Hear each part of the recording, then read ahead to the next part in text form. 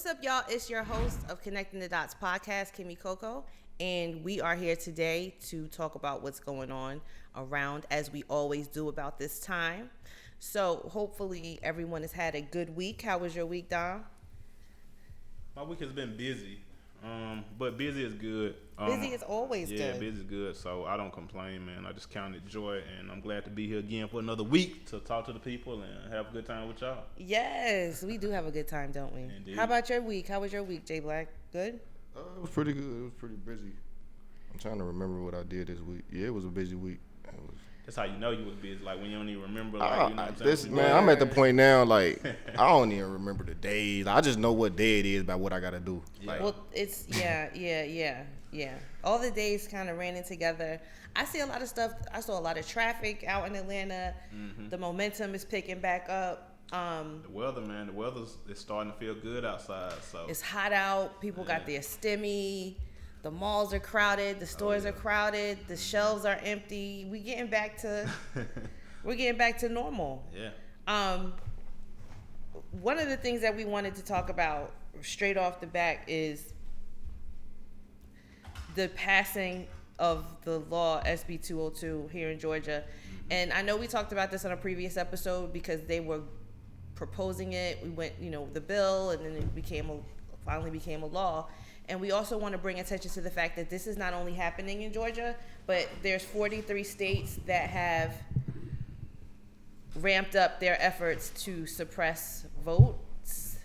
And we need everyone to pay attention to your state and what they're doing and see what you can do to stop it, or at least let your opinion be heard. A lot of people still don't recognize the power of voting, but I think that now that you see how hard they're trying to stop you from voting. I mean, we talk about this on the show every time. Check out some of our previous episodes, and we kind of been going through a few different elections and the turnouts and stuff like that. Since the governor, I don't even want to say his name anymore. I'm gonna be like Whoopi, how she don't say the guy that used to be the president's name. I don't even want to say this guy's name anymore. So I just say, I have plenty of nicknames for him. But the person that's the governor here in Georgia, when he signed this law, immediately people were coming out against it. And there's been a lawsuit filed by 3 voting rights groups claiming the law violates voters' rights and will make it harder for lawful Georgia voters to take part in the election. The lawsuit says SB 202 will impose unnecessary, burdensome, new identification requirements for absentee voting, bans mobile polling places, and would invalidate ballots that were cast by lawful voters before 5 p.m. in a precinct other than the one in which they were assigned. The suit is asking the judge to declare the bill violates the First and the 14th Amendment and the Voting Rights Act. The lawsuit was filed by the New Georgia Project, Black Voters Matter Fund, and Rise Incorporated. Shout out to those groups. They are very active in getting things done. Personal story. Mm-hmm. One of the things that was brought to everyone's attention during the signage of that bill was the fact that he was sitting in front of the table signing the bill with a picture of a plantation in the background. Meanwhile, Park Cannon, who is a Georgia legislator. Shout out to Park Cannon. Shout out to Park Cannon. Everyone is praying that you take time to take care of yourself at this time, that she takes time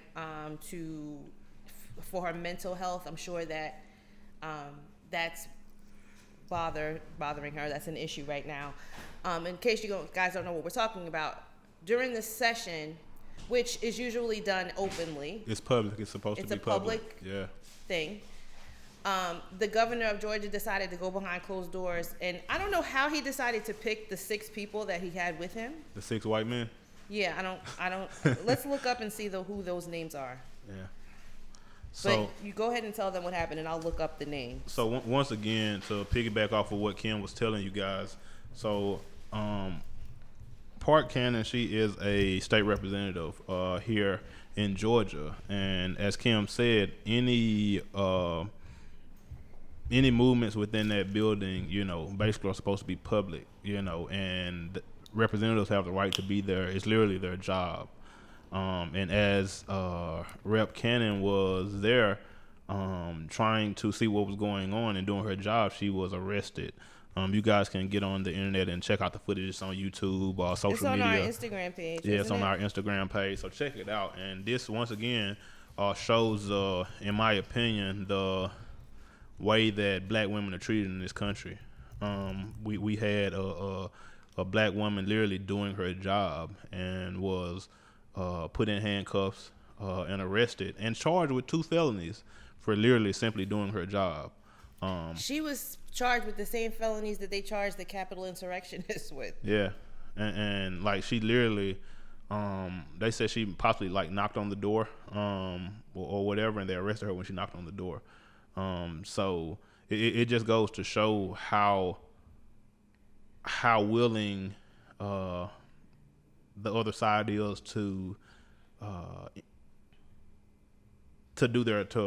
partake in their plan. Like they don't really care about the law. It seems they don't really care about anything legal. They literally just seem to want to intimidate even elected officials. So we're really setting new precedents here in Georgia. So I just want everybody to stay watchful and realize that once again, it's a reason they're trying to take your vote. So once again, shout out to Park Cannon for standing up for the people and putting her own life and freedom on the line for all of us. So she was arrested. She was taken to Fulton County Jail. When she came out later on that night, she was greeted by Senator Raphael Warnock, who flew to Georgia to help in any way that he was able to. Now, I like to say I think that Gerald may be representing her. Gerald Griggs is representing her. Yeah. Shout out to Attorney Griggs. So that definitely gives me faith that she'll be okay. She's definitely in good hands in that. So now we need somebody else that we talk about on the show all the time, Fonnie Willis, to drop the charges. And I was telling people that's the irony of this case. It's kind of like, we always talk about black people helping one another, and especially black women unifying to combat stuff like this. And now this is directly in Fannie Willis's hands as a black woman to step in and help Rep Cannon. So we're all kind of waiting to see what's going to happen there because we are watching. Another thing that came up during this thing was the fact that Governor Kemp was sitting there, signing this bill in front of a picture of a plantation. And everyone was saying how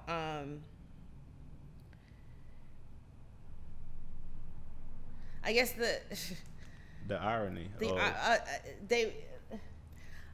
The optics. You couldn't reach in a bag in Georgia and pick out 6-7 white men, at one time, but that was who was there behind locked doors. You know what I'm saying? Who is I'm trying to find see if you can find it. One of the things I'm trying to find the name of the men that were there with him and why those men particularly. Because now I want to know what those optics really were about, because the optics of her being dragged out, the optics of him sitting in front of a picture of a plantation. And literally, I want people to realize we literally just had people raid the Capitol, the U.S. Capitol building, you know what I'm saying? Basically, sacred holy land of our nation. Country, right. And yet we have that she would knock on the door because why are you doing this behind closed doors? Let us see what's going on. Mm-hmm. He's there with this picture. So the picture of the plantation is the Callaway plantation, and that plantation is the plantation my family worked on. Ooh, wow. So when I I kept hearing people say, and he had the nerve to be sitting in front of a picture of a plantation. I was like, yeah, that's messed up. Yeah, why would he do that? I had not seen the picture. So later, contrary to popular belief, I don't watch the news every single minute of every single day. I mean, You but can if you want to stay sane. I missed it. So when I got home late on that night, I turned it on and I saw the picture of him signing it, and I was like, that looks familiar. So I Googled it. Mm-hmm. And that is definitely The power of Google. The plantation that my family worked on. So how'd that make you feel? Like, you know, at first I was just like, I was on the phone with my friend and I was like, and I was like, yo, wow. And to me, that's what I tell people. Like, a lot of times people don't understand why we fight so hard to have monuments taken down and to have a lot of things that represented not so great things from our past taken down, because it literally represents a stable of power. Like, for him to even have the boldness to, one, sit behind the closed door and you know, the governor to lack transparency on anything he's doing and signing it, you know, with the board of 6-7 white men with the picture of a plantation in the background. Like, come on, y'all. Like, and I feel like we take so many other things, like our focus is on other things, which I understand people, you know, have different things, but it's kind of like when I see stuff like that, it literally just takes my attention off of whatever I'm doing, because you realize like some energy needs to be focused on stuff like that, because that's why they're so bold. And it's no way to say that it wasn't bold, because like, once again, you see the outcome of all of this. They're trying to take our votes, 202. And they have quite a few more coming down the pipeline. And I want people to know this isn't just in Georgia. This is all over the nation. We just happen to be leading the front of the pack, unfortunately. Do you think that people are paying more attention now? Yes and no. I say yes because ideally I feel like there's more general awareness, especially here in Georgia, just because, like, once again, we just made history. But on the other side, I say no, because I feel like some stuff is happening so often that it's becoming just normalized to people, so they feel like maybe it's not that important just because it's so normal. So it's a double-edged sword, and that's why I tell people we got to keep fighting.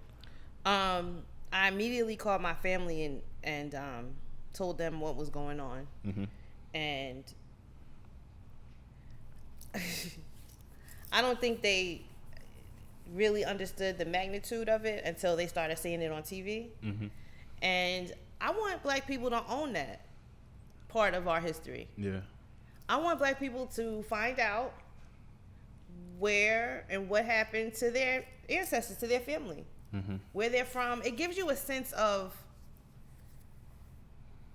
empowerment, I think. I thought this is gonna sound funny and it's probably petty, but like, one of my dreams is to I'm from Grenada, Mississippi. Like, in our downtown area, like it literally right off the square, you have like rows of plantation houses, and like for years, like, you know, we couldn't even remotely think about staying in this area. And now a lot of the families that lived in these places have died.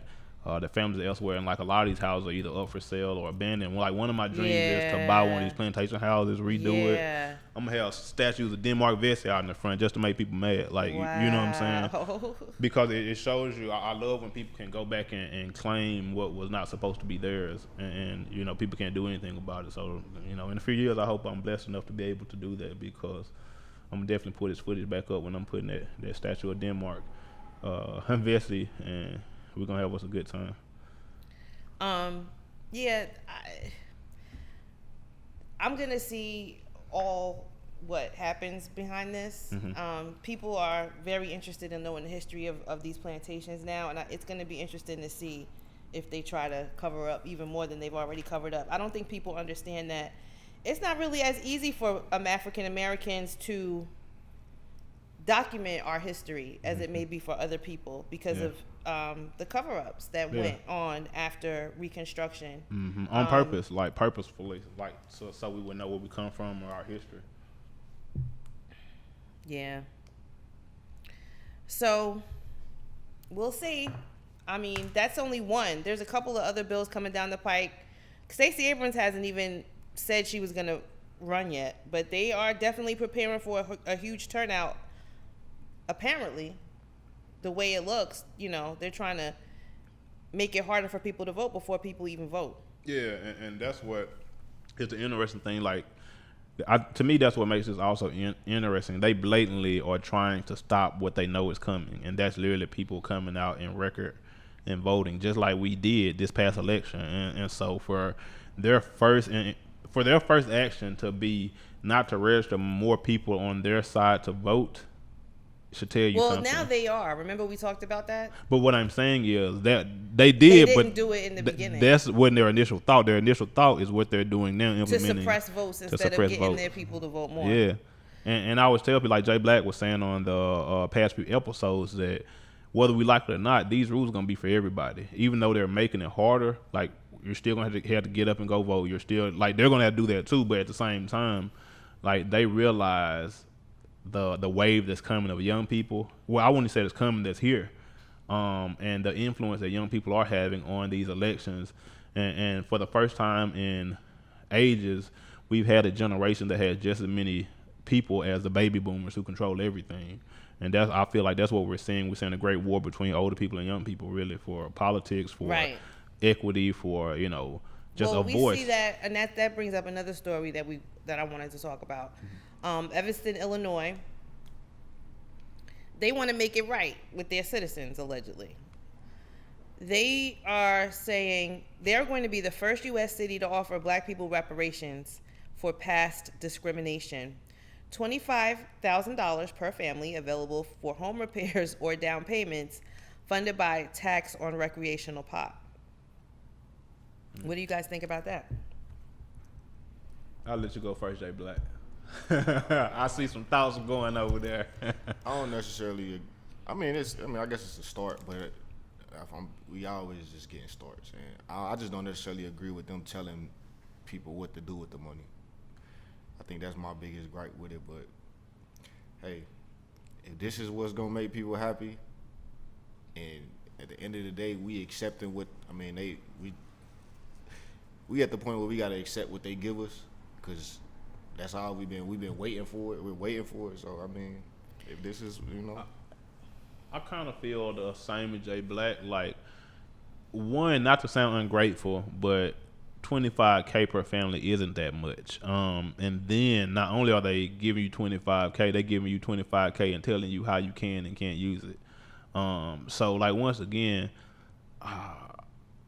I like that there is structure, because you need programs and you need things like that to get black people ahead. But at the same time, one, I'm hoping they not thinking this $25K is enough to represent the pain and torture that our families have received for generations. And then the whole scheme of things we're still going through. So I think it go back to our conversation though about having a price. Like, and everybody got one. Everybody. So I understand that for sure. So the more details, it says this is only the first phase. The first phase involves giving 16 residents $25,000 each for home repairs or property costs. This plan, however, is far from the direct payment that have come to characterize reparations to address slavery and the subsequent racial discrimination of the United States. The housing program is the first initiative in a historic plan to distribute $10 million in reparations to black residents of Evanston. That's according to the resolution. The effort is to directly acknowledge and address historical harm done to Evanston residents through discriminatory housing policies, practices, and inaction by the city. A historical report on the city's policies identified housing as the strongest case for reparations in that city. They find significant evidence of housing discrimination in Evanston as a result of the city zoning ordinances in place between 1919 and 1969. So what if they all got together and did a class action lawsuit? Would they have gotten more?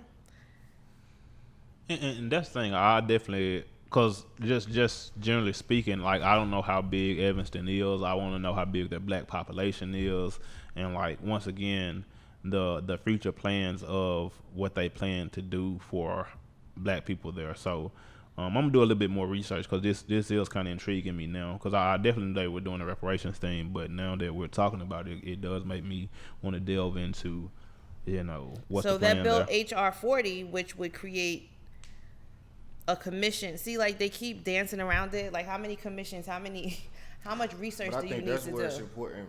Like, if we had our demands in place, it wouldn't be no this is what we want. This is what we want, and bam, it's like y'all gonna give us this, or but I think continue to I think I agree with you, and I think the way to do that is like I was saying. Wouldn't it be nice if everyone knew where the plantation was that their family worked at, and they could like quantify how long and how many years, and what they had to do, and so you would have more of a solid case. To me, it seems like they don't want families to know.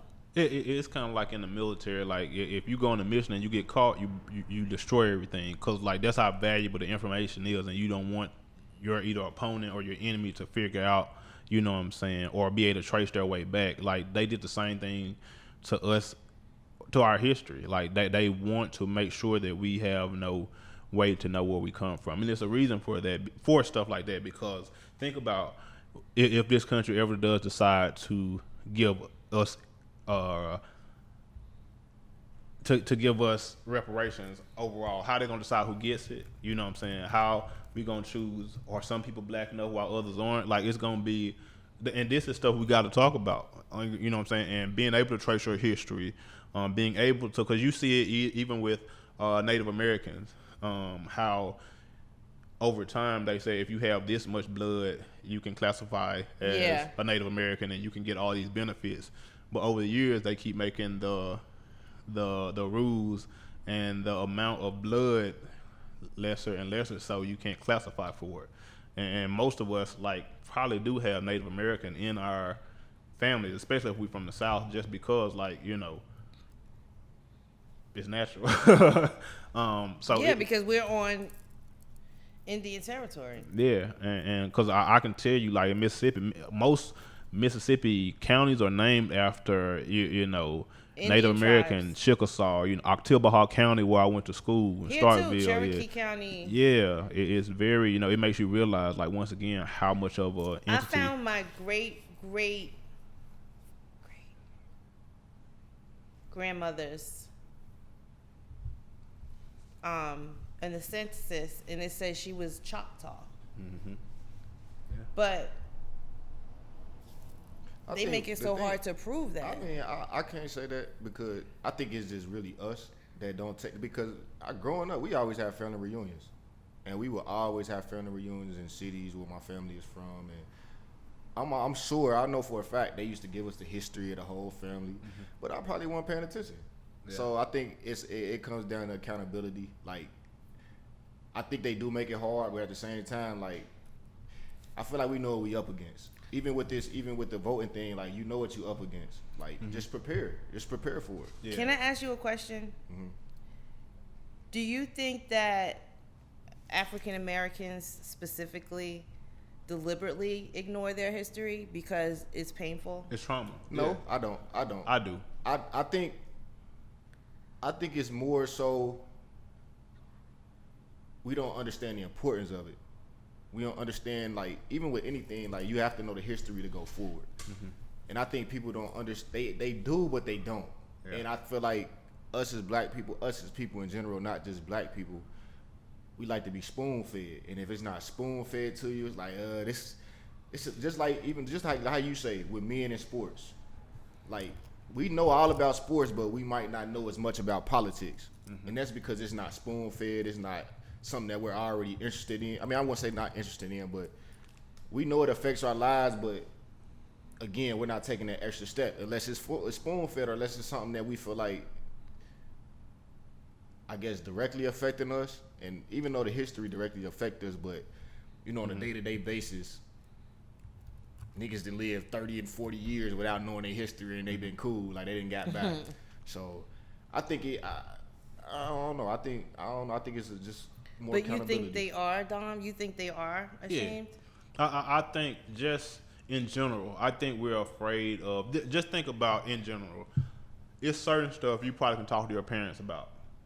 But it's probably certain stuff that y'all might tiptoe around and y'all might not necessarily dive into because it's either painful for them or it may be painful to you. And so I think unconsciously we're often afraid to look into our history from that dynamic. And I feel like that dynamic stops us from learning, because even when I've looked into my family, like Jay Black said, it is frustrating because I can't just sit down and be like, okay, this generation leads me to this generation. I can in some ways, but it's been areas where I ran into a brick wall. Like, okay, dang, this child, my grandma raised this child, but they weren't really our blood family. Like, you start learning like some stuff you might not have known. It totally sends you in a whole nother direction as far as, okay, I have family over here, or I have family over here. And so it does get frustrating, and it does get, overwhelming sometimes, especially when you have to. I always tell people, especially black people, we have regular life issues that everybody else have, and then we have black issues. And I count stuff like that as black issues. When you're already living life, it's hard to make time to, and I say it's not going to be spoon fed to you, so you do have to sit down sometimes and ask family members questions, or like go to, the library, or just like figure stuff out, and it can be overwhelming, man. I mean, I can agree to the point. Now that I'm kind of thinking about it, I can agree that they don't want to deal with it, because like when I watch certain movies, like when I watch Judas and the Black Messiah, like when I watch certain movies like that, yeah, like I be having a feeling towards white people, right? Not necessarily, and it's just like, damn. But y'all I think really that's put us why. through that. Like, that's why they. Okay. That's why. Now you see a push for the history that's being taught to be taught in a different way, because they don't want that. Because that is going to encourage people to change. That, whatever that is that you feel when you see movies like that, that is what pushes people. That's what makes people feel like,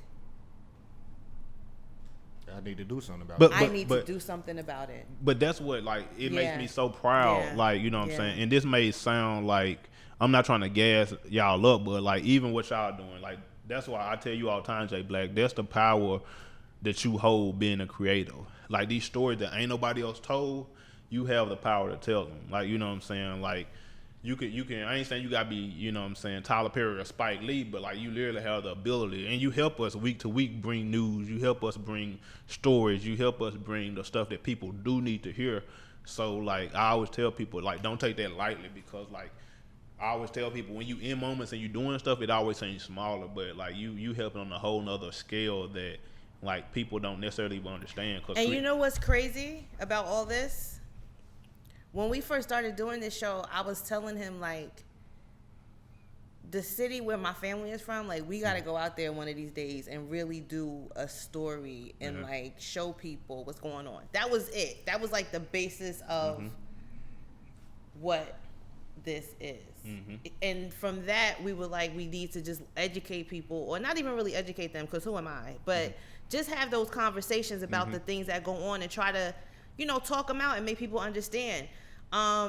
When I saw, sticking to what Jay Black said, I saw the other day the governor of another one of my favorites, haha, being sarcastic, the governor of Florida. DeSantis, what's his name? Yeah. He was saying,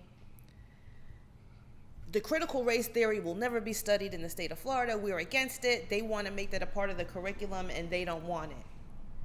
But the critical race theory is that there is a thing that called white supremacy, that laws are created on, and, that there were a group of people that had a certain way of thinking, and that, really what the truth is. But they don't want you to learn that way, because what they want is for the next generation to forget more of what happened, the next generation to forget even more of what happened, the next generation to forget even more of what happened. That's so dangerous. Until we get to the point where we have a generation of people that are so ignorant about their past that they are able to start it over again. Yeah, they really just trying to get to the point to where they trying to make it seem like it just never happened. Exactly. They trying to get to we in that world right now where everybody, they want everything, everybody to be accepted, everybody to be, I don't know, but I think they get to the point to where they just wanted to be like, oh, this didn't happen. And that, to me, that's even fake. Like, you know what I'm saying? And I think that's, to me, that's what gets me, is kind of like, if if I know you don't like me, I can deal with that. You know what I'm saying? But don't fake it. Like you know. And I feel like over time, it's called social conditioning, where they literally, you know, if you want to make a group forget something, or you want to, like, as I always say, Germany, like, you know what I'm saying, Nazis and like their whole history, like they acknowledge that, like they teach it in school literally because they never want that to happen again. Like they're not as shameful of it as you would think. They embrace it and put it in this place. But here in America, we want to, you know, sweep stuff under the rug. We want to let the water keep boiling until it boils over. And ideally, that's what's causing so many issues. I feel like if we could just be real, and that leads me to a question for y'all. Like, you know, I feel like each week, it's inevitable. We touch on white supremacy and the remnants, the ramifications of it each week. But realistically, how do you guys feel like we actually stop white supremacy? What could we logically do to make this better for us? Yeah, we did talk about this once before, and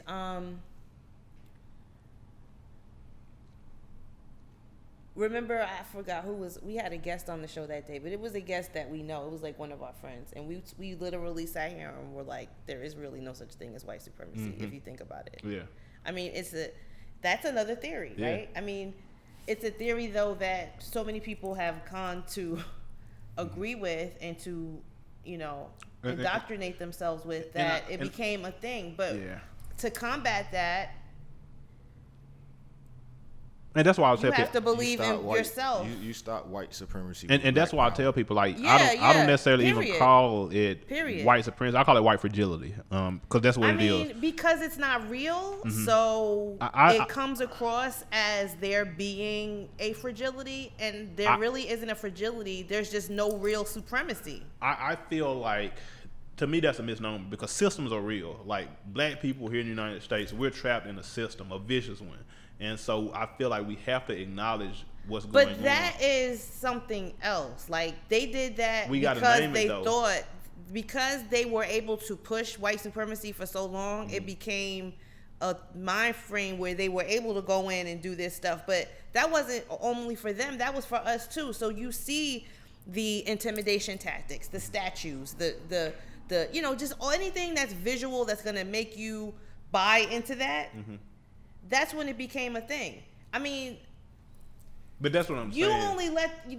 People only do what you let them do. Like, we say that every day to each other, but we have to apply that to everything. Like, now we're becoming more empowered to do more as far as like voting, not holding people accountable. And I feel like that's all cool and that's all utopian thought process. But the fact of the matter is, we just came out and voted in record numbers in Georgia. And now, what are they doing? They're suppressing votes. But it goes back to what you said before. I don't know if you said it on air before the show, but we flipped it federally and not on the state level. So I think that's just the next step. You feel me? Again, I just feel like they putting all this in place. We got to go through this one election. We have to prepare. And the thing about it, like nowadays, again, back to stuff being spoon fed. Like now we got platforms like our platform to tell people, like, to know what's going on, to see like, bam, this fucked up. They stopping you from doing this and this and that. Yeah. So now when I go to the line, to the polls, mentally I'm prepared.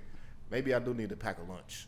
Maybe I do need to do this. Like, just mentally be prepared for it instead of complaining. Because I mean, honestly, I keep hearing people just complain about not being able to get people water, when I know it's a lot more stuff in that bill, and that's something that's super minor. Right.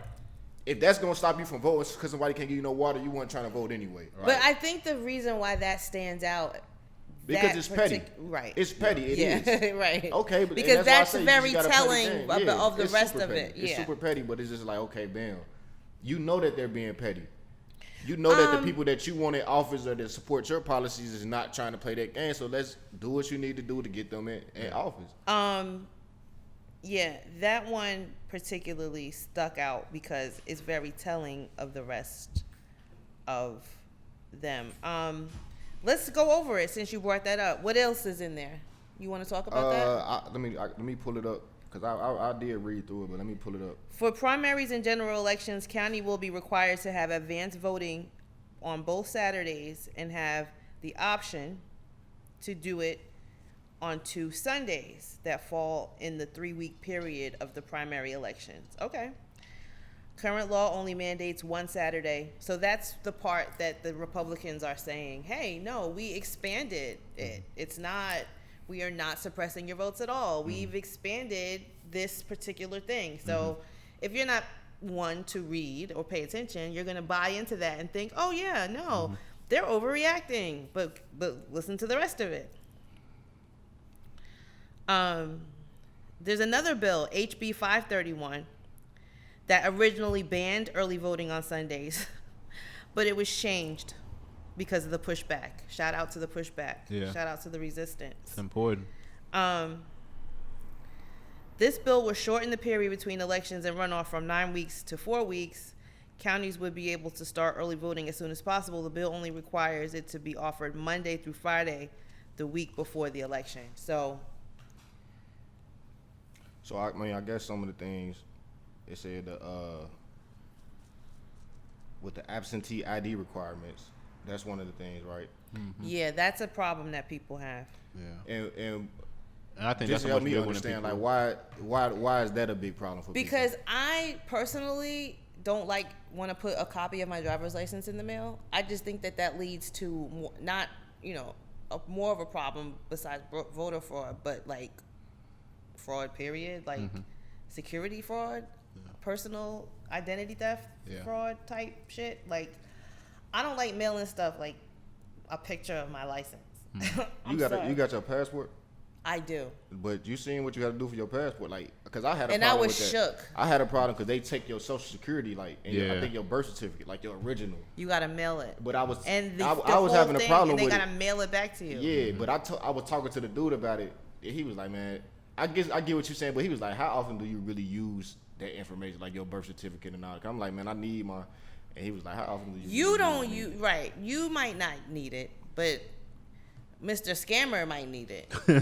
You know what I mean? This is I'm Atlanta. not saying that, thank God that we both got our passports and nothing like that happened, but that had me shook. I'm not going to lie. I didn't like that process at all. I didn't like having to wait 6 weeks to get my damn stuff back.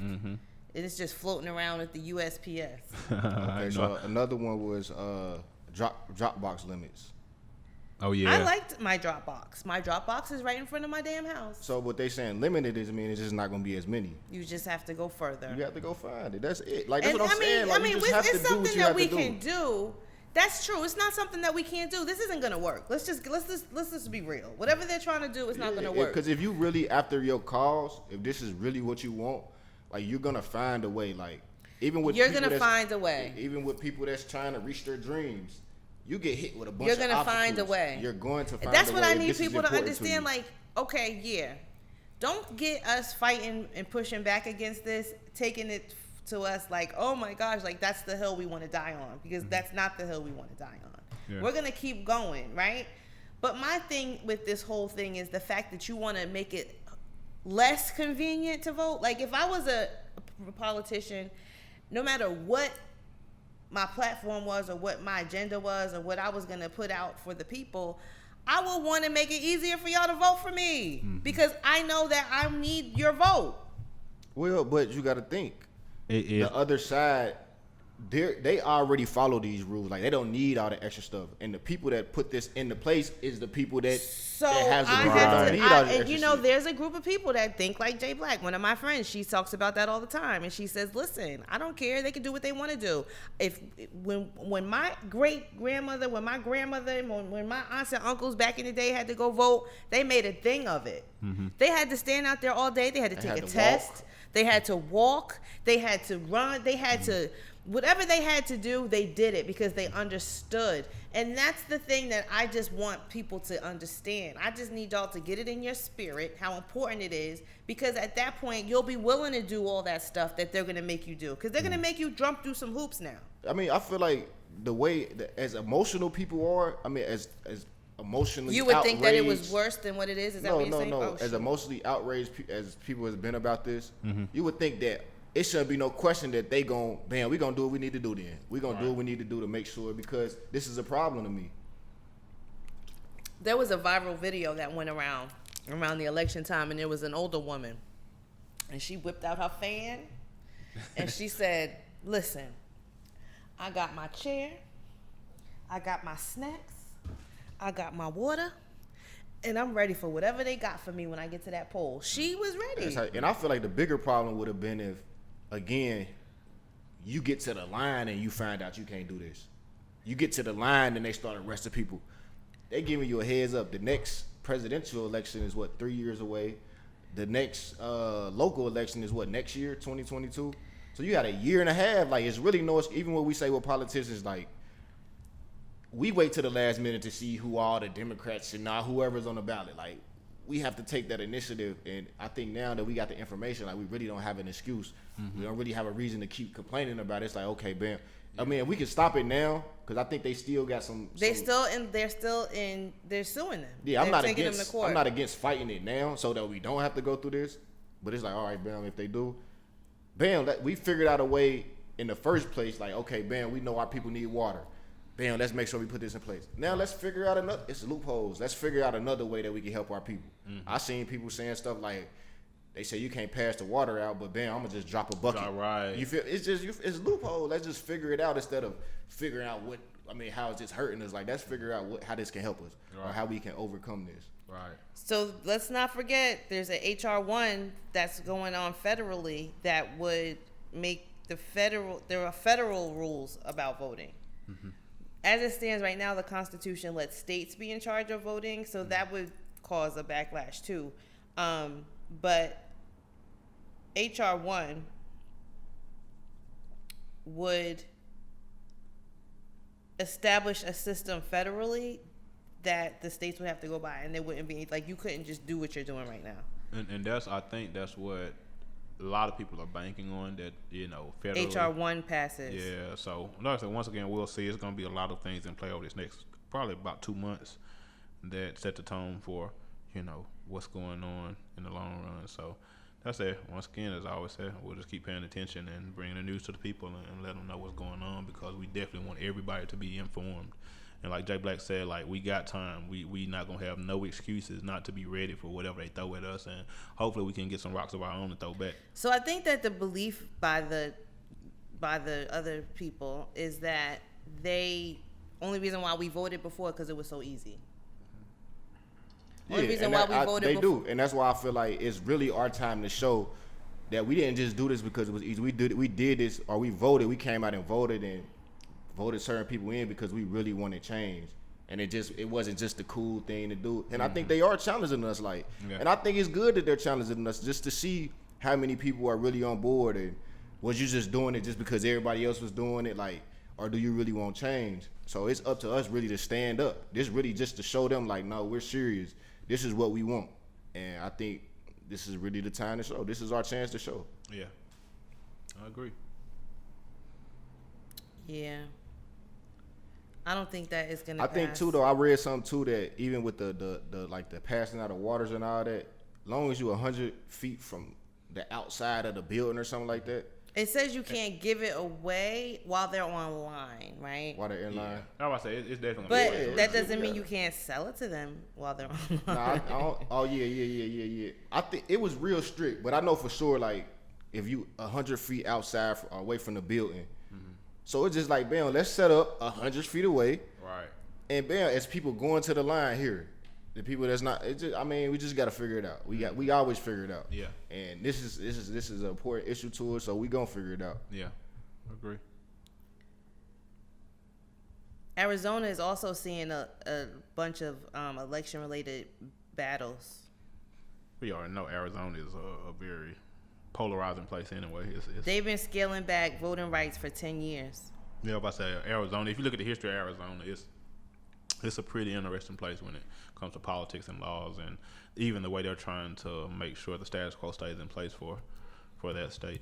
And I'll say it's literally like, and that's why I want people to realize is, like, you're not in a unique situation, but all of us have to fight, because as I said before, this is happening all over the nation. Like, it's not just in your backyard. It's in my backyard. It's in, my mom's backyard. It's in my sister's backyard. Like, it's happening everywhere. And I want people to realize on a much bigger level, what's at play. Anytime anybody is trying to once again, stop you from voting. I don't care. Any political official in the world should be trying to help you vote. It's some issues at play if somebody does not want you to vote. It's your literally, if you don't have any, and we realize, especially as black people, we haven't always had the right to vote. And there's a reason for that also. So it's one of those things. So I just want people to realize what's at stake. Vote. Value it. Yeah, absolutely. Just going over a couple of things that are in HR 1. The bill will require states to offer same-day voter registration for federal elections and permit voters to make changes to their registration while they're at the poll. It will require states to hold early voting for at least 2 weeks and would establish automatic voter registration for individuals to be eligible to vote in elections for federal office in the state. Under the automatic voter registration provision, eligible citizens who provide information to state agencies, including the Department of Motor Vehicles or public universities, will be automatically registered to vote unless they opt out of doing so. The bill would also expand opportunities to vote by mail and would make Election Day a federal holiday. Ooh, that's much needed. Much. The bill will require states to offer online voter registration, which has already been adopted in 39 states and in D.C. Under the bill, states would be required to establish a system to allow applications to be electronically completed, submitted, and received by election officials. That all sounds great to me. Do y'all ever feel like we're going to get to a point to where voting is going to be online? I talked about that with somebody yesterday, and no. And I say no because that is probably the least secure way to do it. And we saw that back in the 2018 election here in Georgia, right? And we talked about that too back then on a previous episode about what happened in Kennesaw State University and their voter machines. And they had a forensic person come in and they showed that those voting machines have been tampered with. Now, were they tampered with before they got there? Were they tampered with while they would be? I don't remember, but I don't think so. I was asking that because I think like so. You do. I about to say you do a lot online. Like people do their taxes online. Like you Yeah. giving up all that information for them. You do everything online except for vote. Yeah. You give out a lot of Social Security. Your bank is online. Like you do all that online. So I don't know if I think people. I think the hacker thing may be the thing. I think it's gonna happen. You know, like once again, it may not be in the near future, but I think it's gonna happen just because I feel cybersecurity is one of the things that I encourage people to get into, like as far as fields. One, because it's the wave of the future. It's lucrative. Yeah, and job security. If you, like Jay Black said, we do so much stuff online, and we and only thing the internet is literally it's just big highway of information. You literally go into whatever sector you need to get whatever you want. So when it comes to possibly elections when they being held online, it's ways that you can go out of your way. Nothing is foolproof. Even us going to the polls and casting our vote that way, like it's stuff that could go wrong then. So generally, I don't think outside of securing the security, which is possible. Like I feel like people don't necessarily understand cybersecurity on a level that is happening right now. But overall, I can definitely see that happening. Just like they said, this past election was what the most secure one in the United States history. That wasn't just by chance. It was a lot of professionals behind the scenes that are going to bat, and this is what they do every day. And I always tell people, war is going to be fought differently in the future. It's not always going to be people, boots on the ground, guns being shot. And we can see right now that absolutely that stuff is getting hacked every day.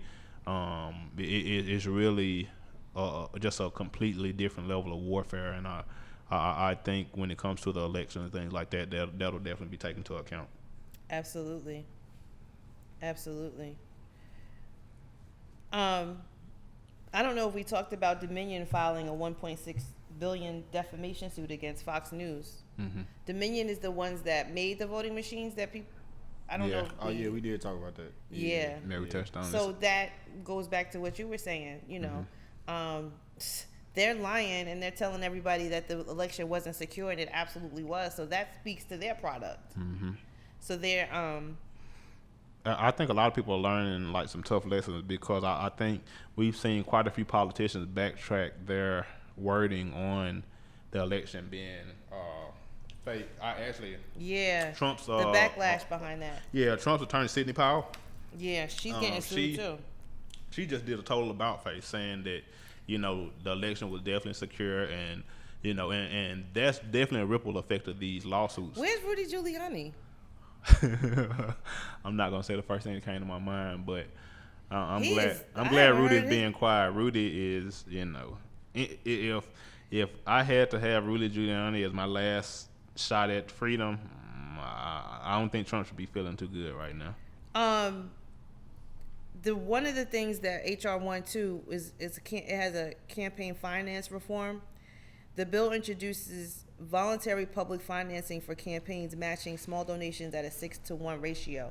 The money will come from a new Freedom from Influence Fund at the U.S. Treasury.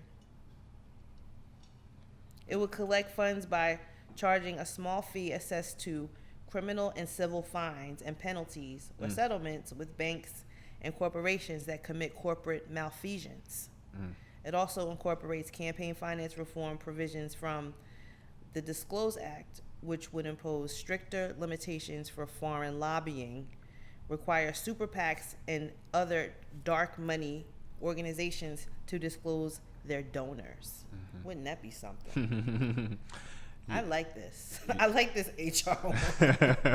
But people are saying no, they don't like it. But it puts accountability on display. Just like how even here in Georgia, we're seeing all these corporations that donate to voter suppression bills and donating to your right not to vote. And so, like, once again, that transparency of showing where the people, money is coming from. Yeah, because we're seeing now, because people are coming out saying how bad HR 202 is, and some of the people that were funding it were Coca-Cola, Home Depot, Delta Airlines. But I was like, you know, where can you go in Atlanta or Georgia, period, where you can't, like, some of these places, the only thing they have there is Coke products. Yeah. But I don't know how that happened. But I always tell people that's why, and this is one thing I try to explain to activists here in Atlanta. We are in a very different place. The stuff we do here, it's a reason people look to Atlanta and these larger cities for direction, because in Mississippi, it's consequences for stepping up and saying what you really feel. Like, it's whole entities out there that'll literally make your life hard. And I always tell people, even when we go to places that are off and we help them with their protest, I always tell activists, realize these people have to be here when they we're have gone. to be there. And that's another thing I was thinking too, like, you got to be careful. That's what I'm saying. But that's why I would tell people that's our job, since we are able to, you know, this the home of the civil rights movement. This is, you know, legends just walk down the street like Martin Luther King, like, you know what I'm saying? Like, just if you name them John Lewis, like, we're so normalized to that legacy of fighting, that legacy of holding that torch for other people. And we got to keep that going because we have the luxury of doing that. And people look at us, and any other activists will tell you, like, we have people like all from not just all over the United States, but all over the world. Like, man, how do y'all do that? Or, like, you know what I'm saying? Where do y'all get to the energy from? It's literally, you know, it's part of what Atlanta is in a lot of ways. Even your shirt, Atlanta influences everything. And, you know, like, that's I real. used to see this, and I used to say to myself, baby. Just on some bias, just being biased. You feel like? The way I used to think about it? I used to see it, I mean, I'm from New Jersey, and, you know, the whole New York, New Jersey, we think we've influenced everything. Right. You know what I'm saying? Yeah. But clearly that's not the case. And during COVID, I had to come to my wits and say, this is a damn fact, and I can't even deny it. Like, I'm surprised I even have this on. But it's like, it's an undeniable fact. When it comes to politics, anything, we are, like, really pushing the narrative. And we see that when we came to COVID, like, Atlanta, everybody's coming, everything's in Atlanta. And I'm like, everyone just needs to understand that. And once you come to the understanding of that, then you can move accordingly. And you could one of the things too, but I don't want to get too far away from this before we stop and talk about something fun, because I'm spent. I've been talking about this stuff all week. One of the things HR 1 would do is Findings in support of D.C. statehood. H.R. 1 makes findings in support of admitting the District of Columbia a state. Specifically, it affirms Congress's power under the Constitution's Article 4 to create a new state in the populated area that is now D.C., while retaining a separate federal district comprising the Capitol Complex, White House, the National Mall, and certain other federal areas. H.R. 1 does not itself admit D.C. as a state. Separate legislation, H.R. 51, would actually admit D.C. to the Union. The House of Representatives passed that legislation in June 2020 on a nearly party line vote. The measure was not taken up in the Republican-controlled Senate. So, D.C. statehood. Have you guys hear about that? Oh yeah, that's big. Have you been hearing D.C. statehood? Yeah, So I've been hearing nonstop Washington D.C. would become a state, and they would keep the complex in that area where the Capitol and that would be left out. Yeah, just funny moment. This DC statehood, because I posted something about it on my IG story, and it made me realize how horrible Americans are at geography. Like, most people don't even know that DC It's isn't not a state. Yeah, they just automatically assume that, like, once again, that it's Civics. civics. So that kind of opened my eyes up to, like, dang, like, and like, once again, not knocking anybody, because I learn new stuff every day, but Right. you just think that certain stuff like that like everybody It is escapes aware of. people. And we are the elders now, Mhm. and it's just time we act like it. Yeah. I say that all the time. And I think the big thing with DC statehood is, I always tell people, if you've ever been to DC, you realize very quickly DC is a very black city. There's a lot of black people there. So there will be a lot of black votes that come along with the statehood of DC if that happens. And I always tell people that's one of the major factors of why DC may not be a state at this point. So it's one of those things we got to keep in constant conversation to maybe one day we can power up and get that extra state, because from a voting standpoint, a lot of people are represented in that area. Well, D.C. is a majority black city. I don't know if people know that. So when you add them as a state, you just added a whole State of black people. Yeah. Yeah. Literally. Yeah. I mean, I don't like to. Everybody says everything is not about race, but isn't it though? Like, I mean, you say that, but got a little bit to do with everything. Some people don't like to admit it, but it's hard to disprove it. We're gonna wrap up. I wanted to touch really quickly on that relationship thing we were talking about on the phone the other night, y'all. Mm-hmm. And I try to stay out of married folks' business, and that was all I really want to say about that. Is y'all need to stay out of married folks' business, and y'all stop getting suckered in to all these influencers. Mm-hmm. Like, do you really think that somebody at the ripe old age of 20 anything could be a relationship expert? Let's be real. Oh, they was 20 something? He's 31. Oh, damn. I thought he was older. He's 31 now. Like, for all of you guys that don't know what we're talking about, we're just gonna, Derek Jackson. I know y'all probably tired of hearing this name, and his wife, have had quite a fiasco this past week. It's been on everybody's, topic. I know I didn't even know who Derek Jackson was before, like, maybe 2 weeks ago before all this started, but I know I've talked about him probably 2 or 3 times on my social media. Everyone's chimed in. Everyone's seen a meme. Everyone has had something to say about it. My only thing is, leave that girl alone. Like, a man that's going to cheat on you, they're saying, oh, because she's got on her bonnet and she's sitting there looking all crazy.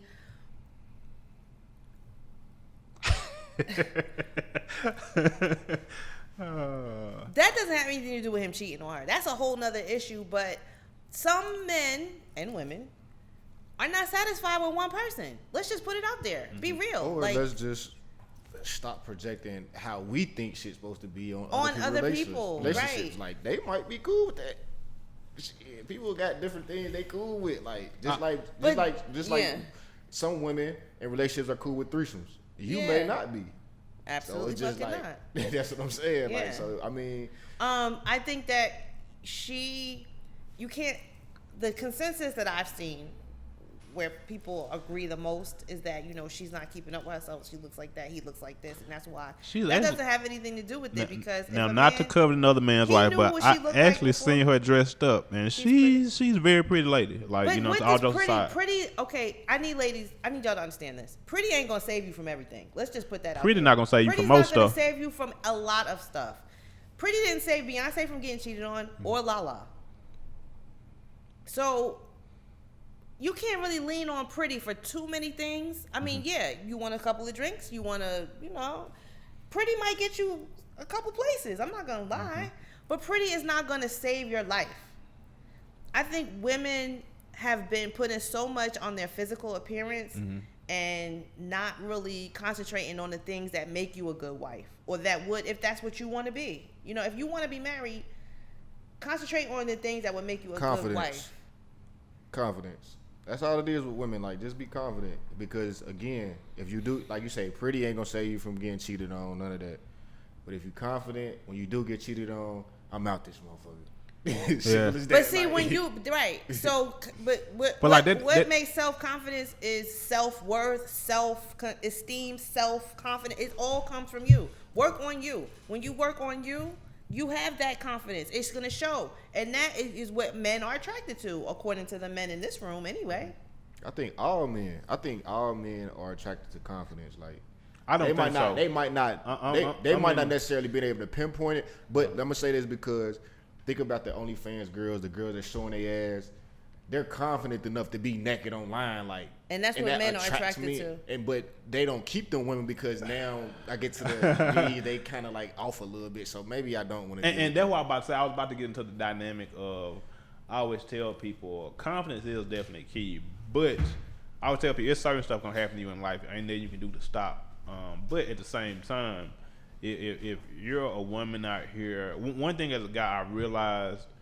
There is a sector for everything. Like, you know what I'm saying? If you like short women, it's a whole nation of short women out here. If you like chocolate women, it's a whole sector of chocolate women out here. You know what I'm saying? And so I feel like when we have these conversations about what men want, what women want, what they need, blah, blah, blah, we get Just be honest. And we sometimes try to classify each other like we're two different people. What you want in a relationship and what you need in a relationship may be totally different. And so, like you said, stay out of people's business. Like, you literally, one thing I found here in Atlanta, like, because I've seen some stuff since I've been here, you literally never know what arrangements or, like, you know what I'm saying, what people have going on. Hey, you really and don't. So you don't know. It really makes you realize, let me just sweep around my own front door. Let me make sure that my house is in order. And, like, long as you and who you dating or you and your wife or husband aren't harming me and mine, we can have that respectful boundary to y'all do what y'all need to do. We'll do what we need to do. I think everybody is looking for an outside source to find out what makes relationships work, and it's not out there, y'all. Right. It's not out there. So cut your computer off and go talk to the person that's next to you in your bed. But that goes back to social media and TV. Social media is not influencing. gonna be for everybody all the time. Stop looking online. Whatever you're looking for is not on there. It's inside you. It's in your heart. It's in your mind. It's in a book. It's somewhere else. But social media is. I've been seeing so many social media scammers getting busted lately, and it's because they're selling dreams. But you're not gonna look for a dream if you have your own, and you're gonna work on that, right? That's it for me today. And if you ain't got a dream, if you're not working towards a dream, it's always somebody that'll let you work towards theirs. Snatch it up. Yeah, so we're gonna wrap it up, y'all. We're gonna talk to Tana Joy next week. She's gonna come from Promote Positivity Movement. Boots on the ground here in Atlanta. I can't wait to talk to her. She's been out there protesting for 24 days. This the last Sunday in Women's Month. You got the woman this week. The floor is yours, Kim. What? A woman? That you gonna honor for the last Sunday of the month. Oh, guess who I met, y'all? Guess who I met the other day? Can we honor her? The woman that is behind Black Voters Matter. What's her name? You know her name? Yeah, I sure do. It is LaTasha Brown. Do you remember her? She's been out talking. Shout out to LaTasha Brown. Truck. It's a little bus, and she goes around from state to state, promoting voting and registering people to vote and getting people to the polls. I've seen that bus, but of course I didn't know who was behind it, so it's cool. Yeah, shout out to Miss Latasha Brown. I met her the other day. Beautiful spirit, great woman. Also, Kimberly Latrice Jones. I have been trying to get her on this show. I need to send her an email. Y'all, can y'all email her, somebody? Kimberly, please come to the show because let me tell you she's something. fiery. She's dynamic. Woo! She is dynamic. Kimberly Latrice Jones is fire. Yeah, I remember. You know how like some like we was talking about music last week and like how you remember where you were when you heard certain songs. Like I remember what I was doing. I found her Instagram page. It was a post she made, and she was explaining the history of black people and how they are trapped in the system in a lot of places, and how the reaction to it isn't necessarily the right thing that we should be doing. You know what I'm saying? She said something, and I saw her, and she was walking down the street, and I said, Kimberly, you know, I have a podcast, whatever, and you're just so eloquent when you speak or whatever, and I'm trying to reach a certain demographic of people, and it's us. It's our age. It's the 40-something. Because some people, it's kind of like how some people, like if I don't know you, you can't talk to me certain ways. She has that dynamic of I'm talking to you. Yeah. I'm talking directly to you. I'm trying to fill you with knowledge, but I'm also trying to let you know what the hell is going on. And I feel like that's how she reaches people, because even if you don't know her, you know the urgency of what she's saying. You feel she has a great delivery. Yeah, it's a gift, man. So I definitely, I don't know her personally, but she's definitely one of the people that I keep up with on social media because of that. So those are my two women. Do you guys have a woman? You can say your mom if you want. I think that's who like pressure. That's a given. Right. Okay. I'm about to say, I think when most people look at black men, they definitely expect them to put their mom in there. So shout out to moms for sure. But shout out to moms. I think next week we said we were gonna dress up. I'm gonna shout out Ari Lennox. It was her birthday. Oh, she's beautiful. Yeah. Who? Ari Lennox. Oh, I like her music and she been on her workout game too. I be following her too. I told you I love black women. She's one of those black women. She's a natural black woman. She's just fire. Shout out to Ari Lennox. Yeah, and I feel like that's her dynamic. She can come to the show too, right? Come on. Hey man, y'all have to carry me up out of here. We're gonna have a live engagement, a proposal, a live proposal. I'm gonna be like, I'm gonna hook you up with my boy. All right, y'all, we're gonna get out of here. So make sure you follow us on CTD_ATL on Instagram. Make sure you check out Soul Mississippi Candles and the Beardwell collection. Is Connected, yeah. It's there's really good beard. I don't have a beard. Well, if you catch me next week, if I don't do my I think thing, it's for women too. I think you can use it on your hair, your regular hair. Okay. We'll look and see. It's just oil, right. Keep so I'll check it out. I'm gonna check it out. But make sure y'all check us out. Follow us. Check out our episodes. Make sure you are on innovativeblackstation.com, and you can subscribe to our YouTube channel, Connecting the Dots Podcast. Peace.